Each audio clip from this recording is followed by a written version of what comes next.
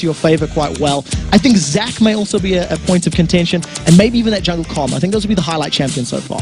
Well, so far you're not too far wrong in there. We're going to see Sona banned out here for EG along with Shen, Malphite towards Wicked, Thresh towards Crepo, and Ari against Froggen right now for Gambit. That's actually a very brave call, or a pretty directed ban from Gambit, the Malphite. Wicked's played it 7 times out of the 20 games this split, and he's also played Zac 7 times, and there's so much discussion around Wicked Zac, and I think it's because he's had so many topsy-turvy performances. Some games he's had 0 impact, and some where he has dominated the matchup.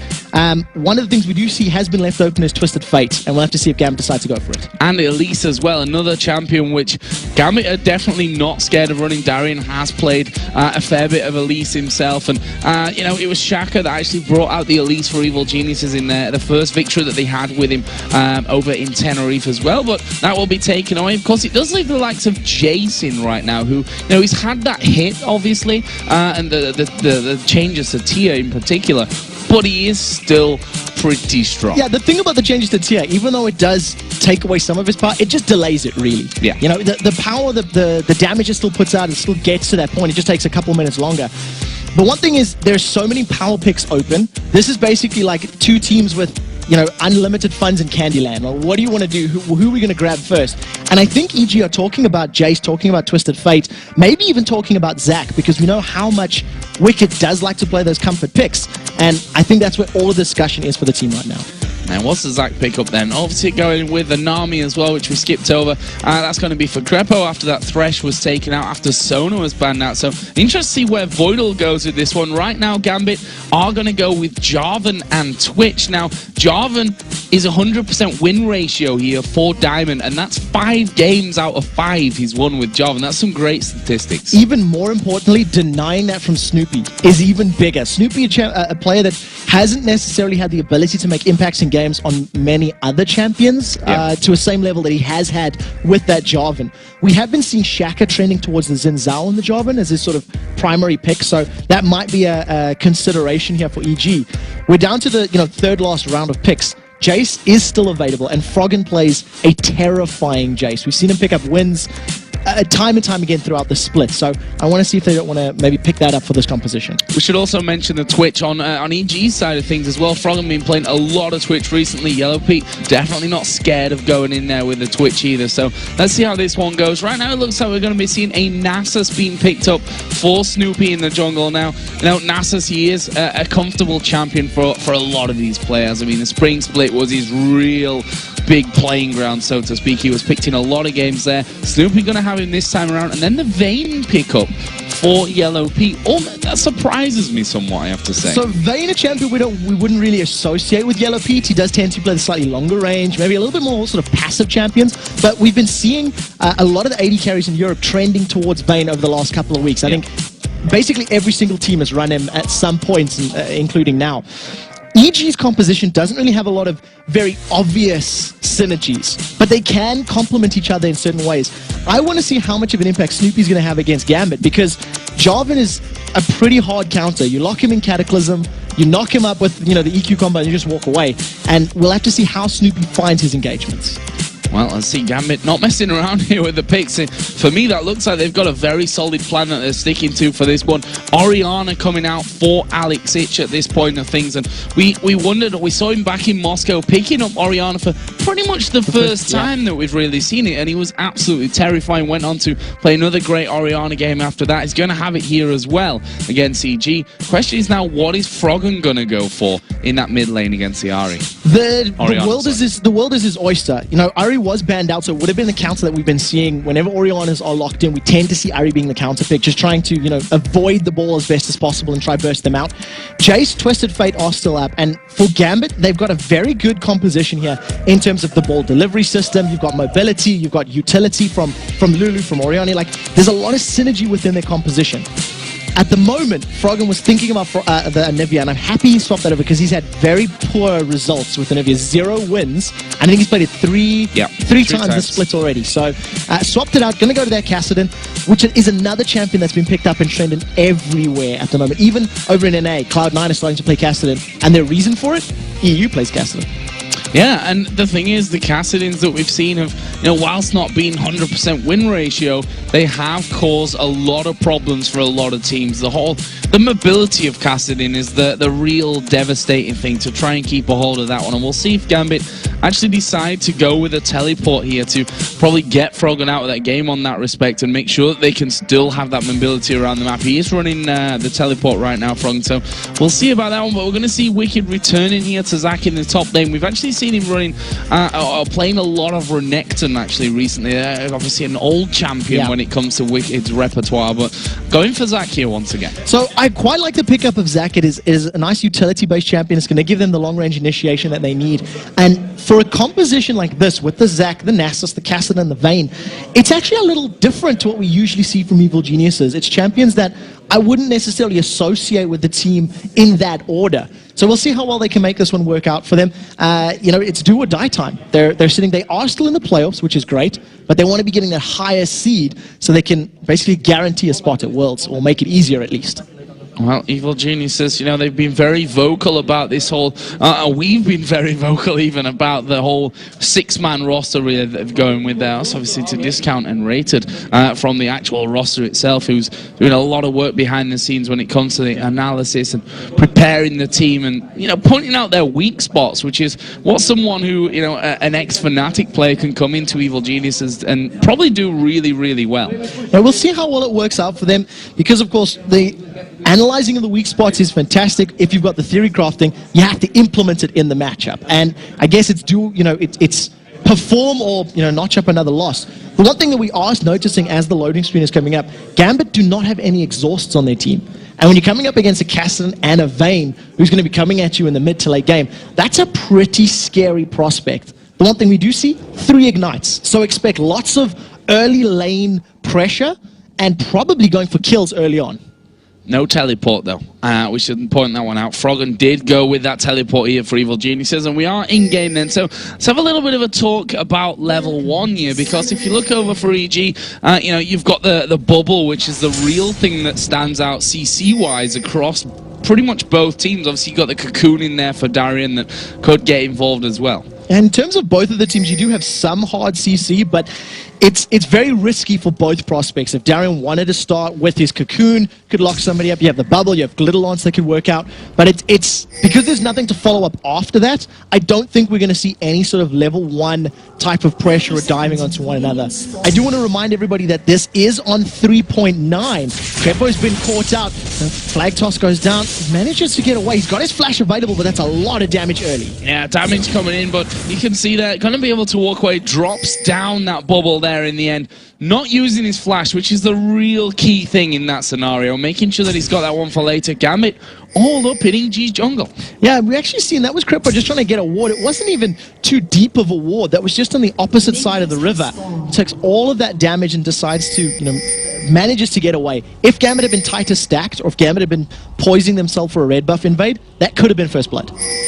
So things quieten down here for the start of things. Looks like we are going to be seeing those lane swaps coming in, which, funny enough, will probably put us back to the standard 1v1 down in the bottom lane this time with the Elise versus Zach, and then the duos going into the top side. But right now, Evil Genius is coming over to the blue buff. They've got Snoopy there. Voidal actually checking out here in the brush, and we'll see if he's able to do enough damage to force them off. So we've seen right now the rest of the lanes have not responded until this very second. Genji is slowly moving down. The bubble from Crepo will hold Voidal in place, but Snoopy manages to steal away that blue buff, and that's a very good early play. We'll see whether or not Diamond responds in kind by going to EG's blue.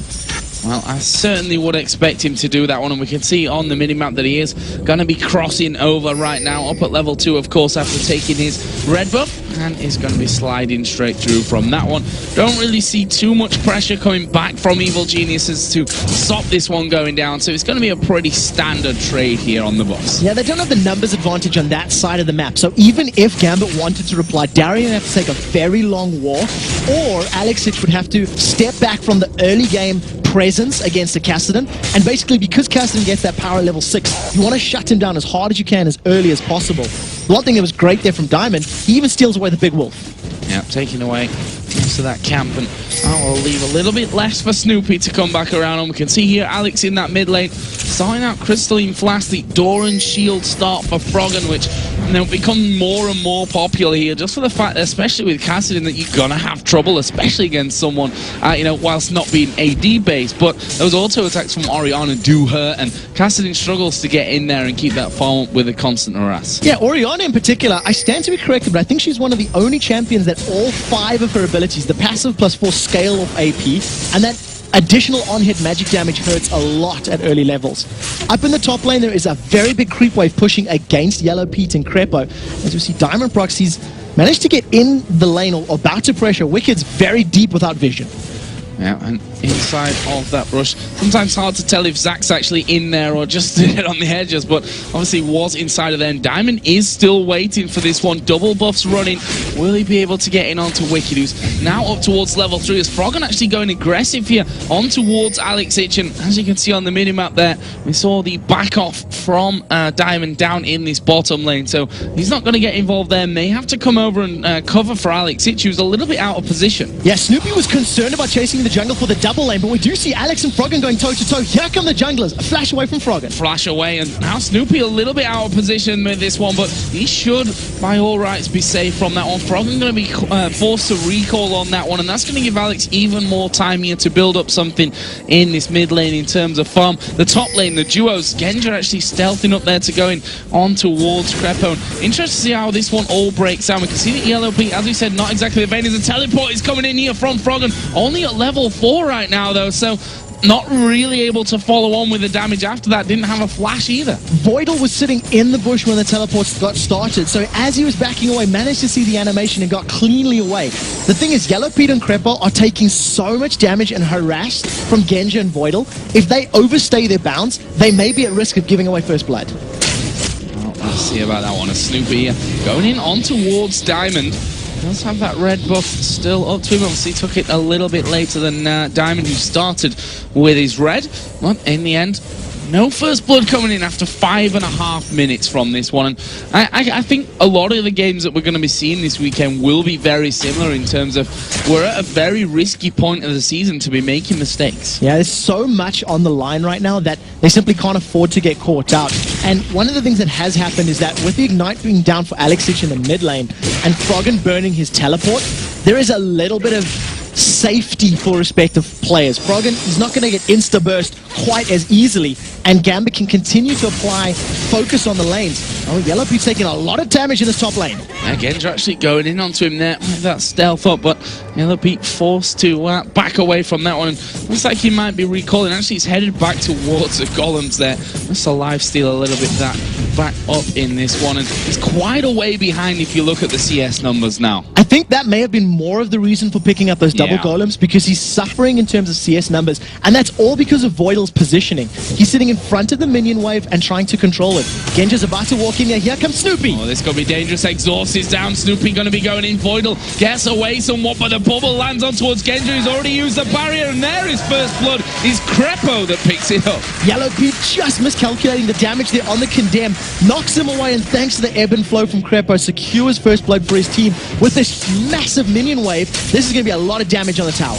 Yeah, we'll see if they can actually take this one down with that as well. Snoopy obviously going to be queuing away on that whenever he possibly can. He's already lost half his health, and as you said, a big minion wave in there for that one, and that should be the first tower of the game. Right now, Gambit have got a two-man team on the middle tower, but obviously not going to be able to take it down quite as fast as EG in this scenario. Now we'll see the Demacian Standard going down from Jarvan to just help Orianna with the auto attacks. Yellow Pete realizing that if they keep that tower up a little bit longer, it'll close that CS gap between Genja and Yellow Pete. Tower finally drops, and the question is now, what do EG do with the duo lane? Do they continue focusing the top, or do they rotate around and allow, Darian, if he goes top, to farm up that wave?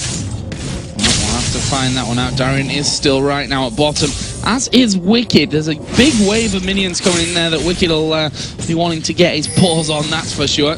But Darian trying just to keep him out of range there as much as he possibly can. It is 52 to 43 in there, and now Darian, he's got that range advantage, which naturally is going to give him that early, early bit of a spike when it comes to being able to pick up the farm. Yeah, and he's probably got about 8 to 12 CS in front of him as well. So Wicked will close those numbers as the wave pushes against his tower. In actual fact, we do see EG moving their dual lane bottom, which is sort of the standard thing to do when you get an early tower. You allow your solo laner to face off against what is effectively going to be your opponent's solo laner, as it looks like Darian is maybe even poising himself towards that top lane as well. Yeah, Darian realizing what's going on with this one and actually coming back up through the mid lane, so we'll see what the plan is there for Gambit. We can see there are a decent amount of wards down by Dragon already. No pink's been placed by now, both supports, and actually Snoopy just picking up a pink ward in there as well. So that Dragon fight may not be too far away. Yeah, the pink ward just to control vision, and against Gambit, who are renowned for going for early dragons. I think that's a very smart pickup for Snoopy, especially because he's playing Nasus with his ultimate. It shreds those objectives' HP bars, so we'll see how quickly he can make his way down there. For the time being, Darian and Alex are keeping up pressure in the mid lane, while the duo lanes are now facing off against each other in the bottom. Let's see if they can actually get some decent damage down here. I mean, Darian, okay, not going to be doing masses of damage at this stage, but you can see their Cocoon going in. Always a bit of a danger. There is the push finally down from Gambit. Then they are going to be starting off the Dragon, and they are going to have 3 men there for now. Actually, Darian just trying to keep Snoopy away from that one completely, and this looks like it will be the first Dragon. That little skirmish, guaranteed Dragon for Gambit because of the damage that went down to Snoopy. He wasn't willing to risk going into the Dragon Pit at 50% HP against an already stacked Gambit team. Let's look at the CS here again, and in particular this bottom lane, because that has now been caught up nicely, 62 to 58, still in favor of Genja, but that was a lot wider when we mentioned that a little bit earlier on before this switch came around, and that kill, of course, the first blood for Evil Geniuses in that top lane. So good stuff on that front. Orianna still leading in the mid lane. Froggen has already got his tier, and that is on its way to being stacked up. So we'll see how quickly Froggen can get that Seraph's Embrace built up. Yesterday we actually heard from Cloud9's High. He was talking about Castan, and he said there is no need to build a Rod of Ages on Castan. He says it's simply not necessary. But we can see Froggen's got the Ruby Crystal, so he'll most likely be building that itemization, and it will give him the HP later, but it does take quite a while to get that power point. So Wicked has now come down into this mid lane, and Froggen going to go top, thinking he might have a bit of an easier time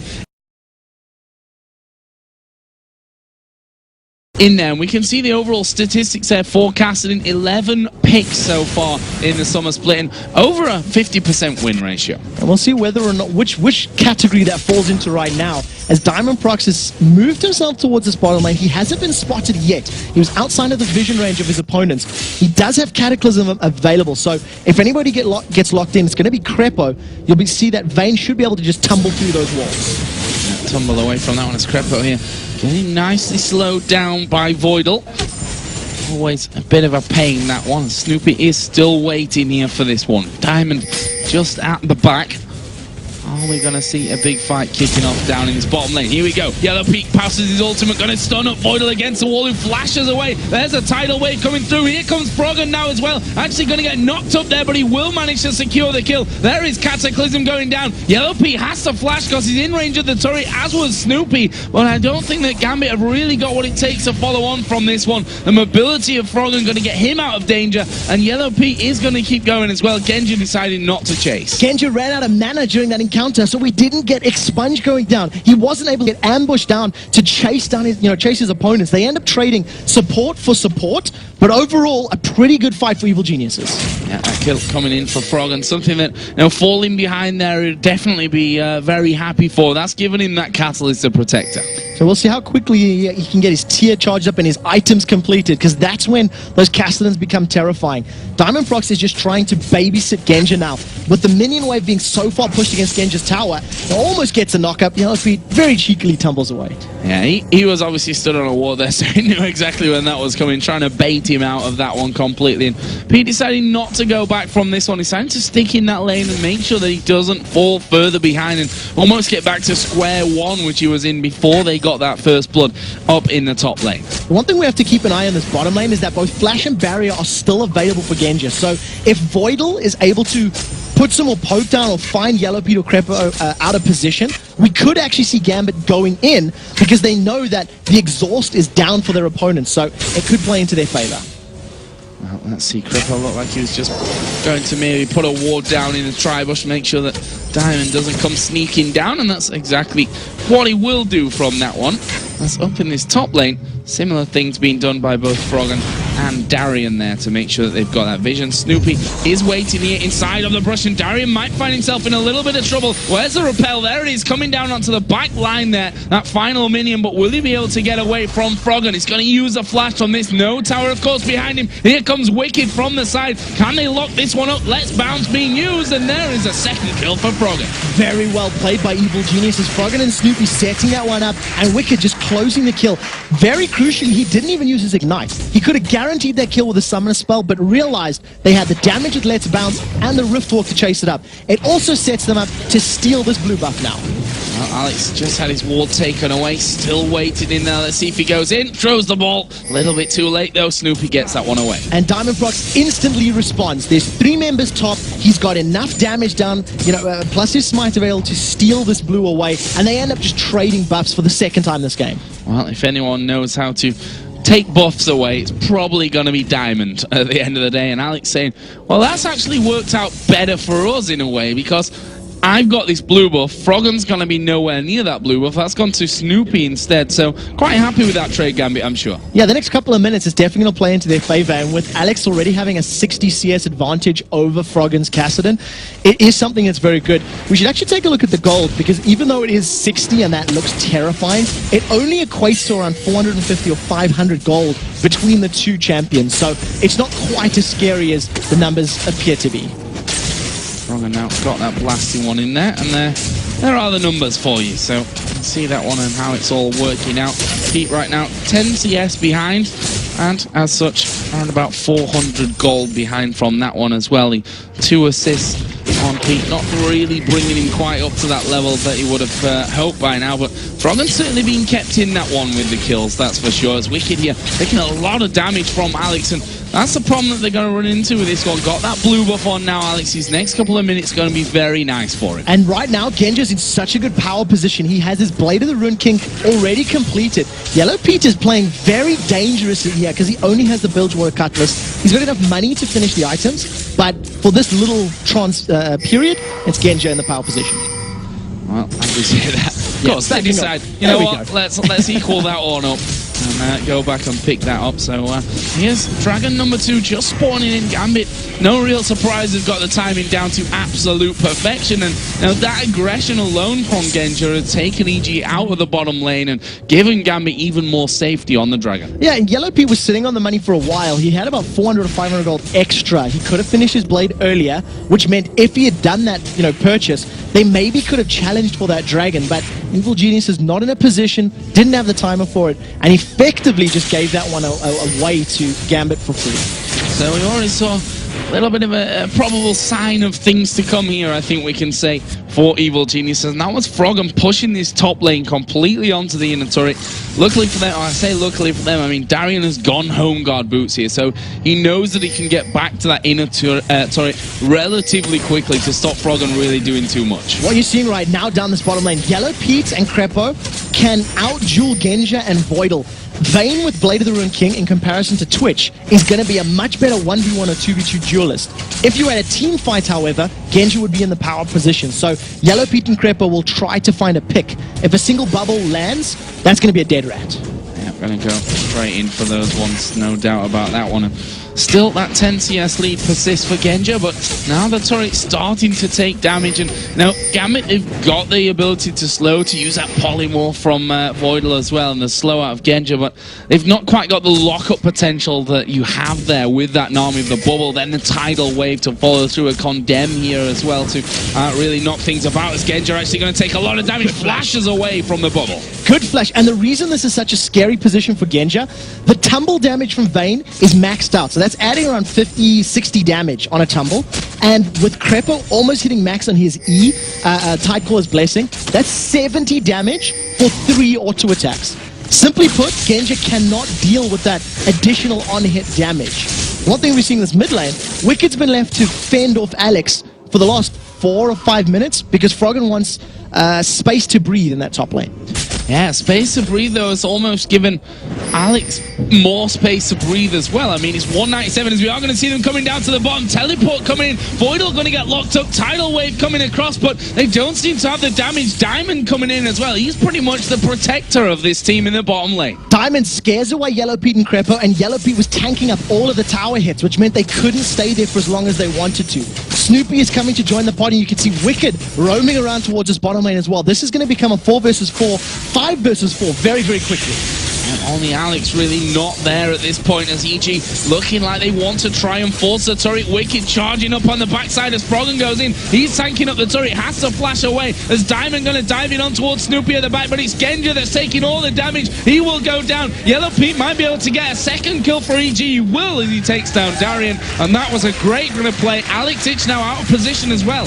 Great shockwave, pulled Snoopy and Wicked back. Alex is going to try run away, not going to be enough. No, I don't think he can escape this one. Wicked going in there, gets the knock up onto him. This should be a simple case of just finishing off from this. Bubble comes in from Crepo, and Yellow Pete picks up another one, a vital second kill. The turret's going to fall as well. 2 very important things about the course of that fight. First and foremost, Yellow Pete did not get locked up in that Cataclysm for anywhere near long enough, and Evil Geniuses focused down Genja so incredibly hard. Once he was down, the damage threat just simply wasn't there, and Vayne was allowed to tear through the rest of Gambit. So great play from EG, but they're only 800 gold ahead because their opponents have 2 dragons. Yeah, those 2 dragons coming down. The next one not going to be too far away from things here as well, so we'll see how that one goes in. Whether Evil Geniuses will now feel all of a sudden a lot more comfortable to be getting involved with those dragons. And we can see that Wicked, you know, playing Zac a champion, which is so comfortable on. He's absolutely not scared of anything right now. Got that Spirit Visage in there,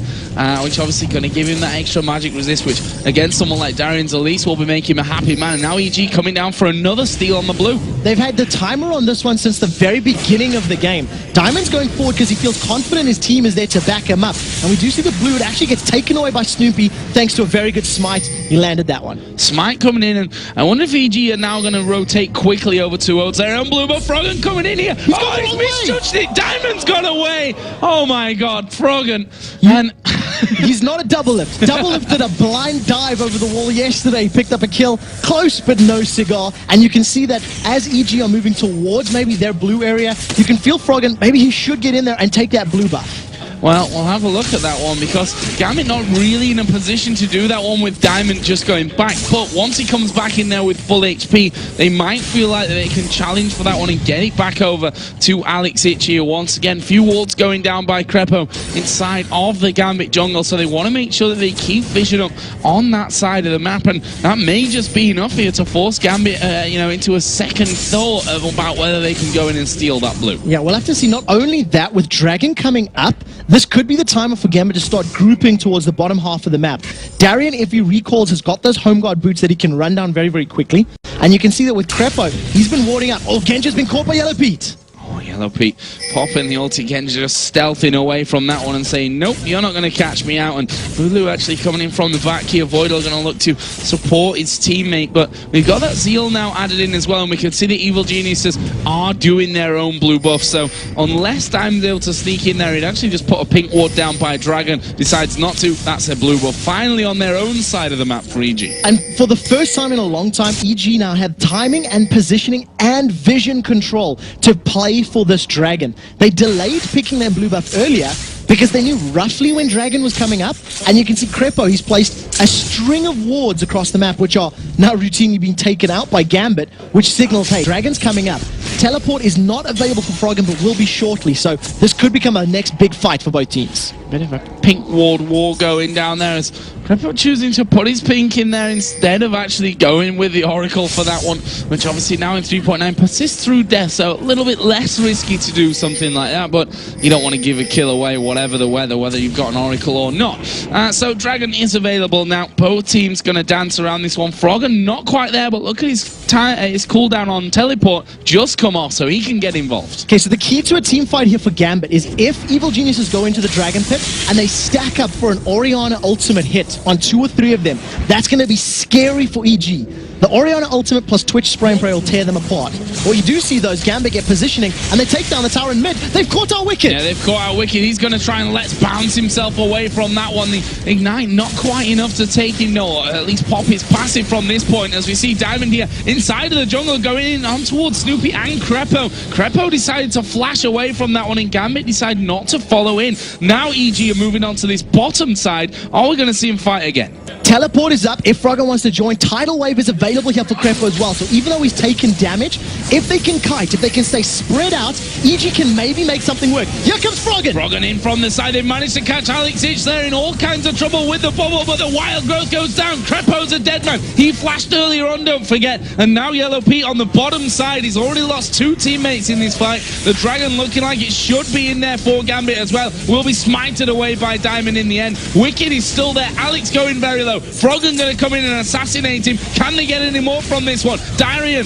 going super low as well. That will be a kill this time for Wicked. As Yellow Pete has come back into it. Genja goes down before he can stealth up there. The flash is coming out, but Boyd will get slowed. He's a dead man as well. Frogger now unstoppable at 5-0-4. Brilliant comeback from Evil Geniuses. The start of the fight was questionable at best. They went into a team that was stacked and grouped up and just got collapsed on. But the kiting power, they stayed split up. You had Froggen in the top, Wicked directly in the middle, and Yellow Peach just backing in and out, long enough for them to close up, picking up a tower and 4 kills. Well worth that trade. Yep, and this one should be going down as well. He are tanking that one up as now Wicked has even got his passive to rely on. Doesn't quite need it there though. Will be able to just simply walk away from that one. So, funnily enough, it was Wicked who got low at the start of that very encounter between the outer and inner turrets in the mid lane. He had the time to get back into it, and the tankiness of him, and the, you know, the let's bounce, which did a great job for them earlier on there, or for him to escape, obviously wasn't available. But the fact is that he's still a menace with the knockup that he has from the slingshot, with the slow that he's got as well. He can still lock people down. The carries, the important players for Evil Geniuses were alive. Zac, Cassidy, and Vayne. And they did not stay stacked up long enough for the team of Gambit to focus them down. Gambit looked towards one target as Wicked jumped in, and it allowed Froggen and Pete to just deal damage from the sides. Then the second that Pete and Froggen got looked at, they just went, nope, don't want none of that, backed away, and came back in as Gambit were split focus. So as long as EG can keep controlled chaos like that, they can continue winning team fights. So, 25 minutes in, as the chaos breaks a little bit, it gives us time to look over where things are. Evil Geniuses, pretty much for the first time here, I think since First Blood, have themselves a nice gold lead. It's only 1,000 gold though, which is definitely nothing to really write home about. But they got in there. They know the timing on that last dragon. They know that they can fight for them now. They've got 3 turrets to their name as well. And if they have control, I think this middle outer turret here for Gambit may be crucial in them holding on to this game. The one thing that's very important about that middle tower for Gambit is if it drops, it allows this incredibly mobile Evil Geniuses team access to the jungle even easier. The top outer tower is down, both bottom towers are down, so we could even see EG setting up wards to maybe steal red buffs as it's coming up. And you can see red buff is fully, visioned up for Evil Geniuses and recently. So that tower is crucial to maintaining some semblance of control.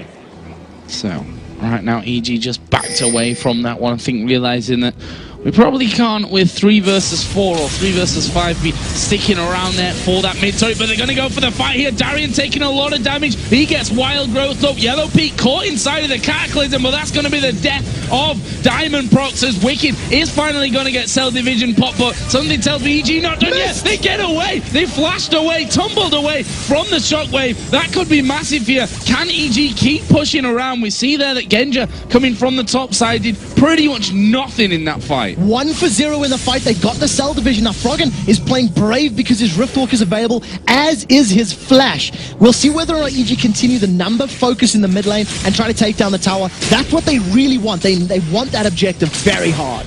for such a big fight with so much in it there. It was very low scoring in terms of the kills that were picked up there for, well, for EG in the end of it, of course. That Cell division finally popped there for Wicked, 27 minutes 20 into the game, and he's up at 215 CS there, the most in his team actually, but should still point out the fact of Alex, it's 288 to the 191, almost 100 CS lead he has over his opponent, and well, 6 kills is what's giving Froggen the advantage on that side. 6 kills, 3 towers, and a dragon, and it means that Froggen is actually only 100 gold, or 300 gold, sorry, behind that 100 CS difference, which is massive at this point.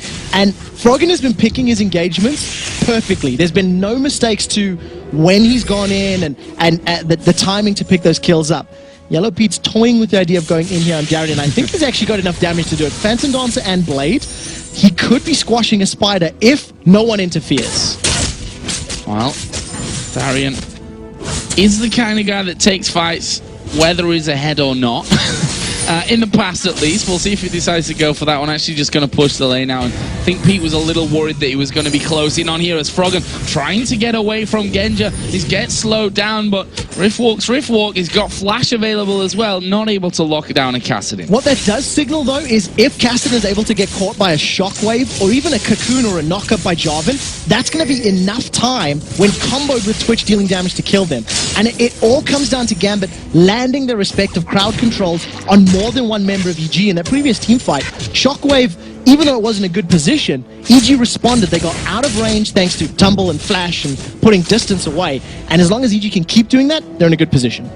Yeah, and we see there that Yellow Pete constantly on this bottom side of the map, taking away the golems there. Does now have that CS advantage plus a nice kill advantage, which now setting him up towards that late game. This is the dream position almost for every Vayne coming closer into the 30-minute mark of the game to be ahead in kills, to be ahead in CS and the items as well. As we see there, 5 seconds, Dragon coming up. This is going to be an important one. So we'll see how well EG can position for this one. The previous time they tried to play with it, they ended up losing a tower because they were out of position for the timer of its spawning, and right now they're a little bit more focused, but Vayne is not there. Yellow Pete is very far away as Diamond Prox eats a huge amount of damage from Froggen's Kassadin. Yeah, and that forces them back straight away there, saying, okay, so they know Dragon's up. We can't quite sneak in towards that one as Genja here. Is he going to get caught out? Yellow Pete coming in from the side. Tidal Wave comes across, but doesn't really hit anyone. There's a Cataclysm coming down. Froggen now coming in from the side. Voidal uses Wild Growth on his own. Snoopy will fall down in this, and Darian still on high HP as Froggen Rift walks over, mops up Voidal, and that will leave us right now with a 2-for-1 in favor of EG. Froggen not done just yet, though, as he's still chasing down towards Diamond, who manages to slide away from that. There's a great bubble. 2 men picked up in that one. That's going to be 2 more kills here for EG, and they both go to Yellow Pete. Yellow Pete was not touched at the beginning of the fight. Froggen even manages to pick up a kill onto Diamond Prox, trying to get away in the back line. That was actually all started because Genja tried to stealth up and deliver the ball, deliver a shockwave into the guts of Evil Geniuses, and they didn't group up. They didn't stack up, so it didn't happen. The counter-attack came down, and EG with the ace, the tower, and probably Baron. Looking for the first Baron of the game. I say first Baron of the game because if, the match history between these two teams anything to go by, it might not be the last, but EG got a commanding lead now in this one. 44.7 before Baron, up to 46.5, let's call it, to 41,000. So a very solid lead built just from that fight and the Baron pickup. Obviously taking down the outer turret as well. They should by all rights get this Dragon as well. Yeah, Snoopy's going to be able to solo this one probably before anybody can contest. However, it's taking him a long time to get that one down. Right now, Evil Geniuses, they've constantly showed they can pick kills up, and they're going to continue to try do so. Snoopy may try stick around for a smite steal. Well, Diamond does have smite as well, which he actually mistimed there, by the way, which Snoopy probably was watching and think, damn it, that could have been my chance to actually steal that one. Obviously, it doesn't quite work out, but that was Dragon number 4 here for Gambit. And now, EG have had a lot of control on the map since early on, but they've not been able to hold on to that Baron. You have to wonder, if they'd taken those 4 Barons as well, this game might be close to over, if not already done for EG. Yeah, they would have been able to have that massive item advantage, which they currently are building towards. You can see a Guardian Angel now completed for Yellow Pete. The only threat from his opponents is that Shockwave Spray and Pray combo, and once that's down, Yellow Pete should be able to sustain most of the damage unless everyone's on him. And with the GA as well, even if he doesn't, he's got a second lease on life to do it all again. Yeah, if you just look down the scores there on the EG side, Wicked 2-0-10 with the Zac in there, Frozen Heart, Spirit Visage going in there for the Leandri's Torment as well for that bit of extra damage. Froggen now got the Rabadon's Death Cap added into his Rod of Ages and Zerus Embrace. We already talked about Yellow Pete in there, so now if the fight goes well for EG, a team which we always used to say, you know, if you look back to CLG versus Moscow 5 times, that EG team fighting phases were the team to beat probably in the world. And we'll have to see whether or not they've still got it, because it's been a little questionable in the last couple of months. Right now, though, it definitely looks like the team of old is busy playing, albeit with slightly different champions, and Yellow Pete's Vayne is absolutely phenomenal. Froggen and Wicked, they've set themselves up, the slingshot is charged, they pull the trigger! And Genja's dead. Yeah, I mean, that was obviously a very easy kill to pull off for EG. Rift Walk plus the slingshot coming straight in, and while the Rat stands no chance of getting himself away from that one. Genja's like, I just wanted a little bit more farm, guys, in that top lane, but now they might lose the inning. Actually, they're going for the fight here. Alex gets caught with a bubble. Tidal Wave coming through. Diamond now right at the back of the team will be focused down. Yellow Pete's going crazy at the front. He gets another one, and just like that, 4 men down for Gambit without a single reply. 40 seconds on the clock for 3 members of Gambit. They're going to be able to finish this one out. Yellow Pete has had 3 or 4 team fights in a row where he has not taken a single point of damage. They've got the first Nexus turret down. They've got the next one down. This guarantees a 3-0 head-to-head record. In the event of ties, Evil Geniuses will advance ahead of Gambit. So there we go then. Evil Geniuses taking down Gambit for the 3rd time in a row here. The 2 big European teams from Season 2 going at it once again, and you see what it means to EG, and I think to Snoopy in particular as well. Did he actually die in that game? He did die twice, which is 2 times more than he's died in the previous 2 games. I say 2 times, but there's not really anything times 0, so it's 2 times more than he did, technically, because he died twice. Whatever. In 3 games, 2 deaths to his name. That's the summary. That's it. I'm more impressed at the fact that Snoopy's picked the game to play where he's confident in his ability to affect the matchup. He did it against MYM. He was key in getting Yellow Pete 2 kills early on in the bottom lane. He did it here. Was key in setting up first blood in the top lane. And perfect play from Evil Geniuses as far as their team composition and who plays is concerned. And you know, one thing we always used to talk about with Gambit is Diamond and his ability to really impact